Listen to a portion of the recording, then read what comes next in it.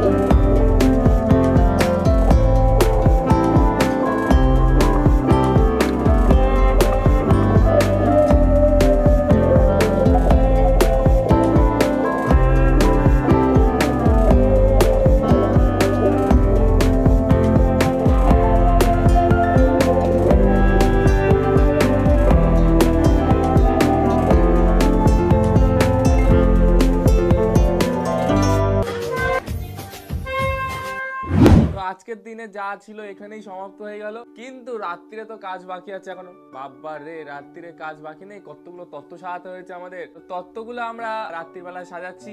আমরা সবাই মিলে অনেকটা গ্রুপ এক জায়গা হয়ে, খুবই ভালো মজা হয়েছিল। সেই মুহূর্তটা তোমরা দেখে নাও।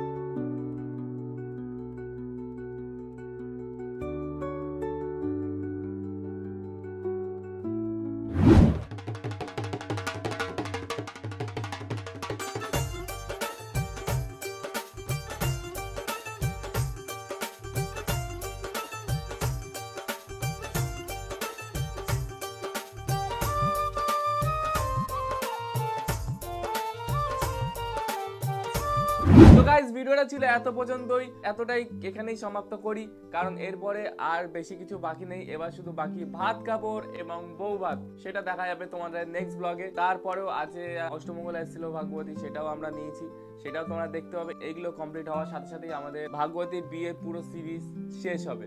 তো সেই ব্লগগুলোর জন্য ওয়েট করো এবং ভালোবাসা দিতে থাকো। নেক্সট ব্লগ আমরা খুব তাড়াতাড়ি নিয়ে আসছি।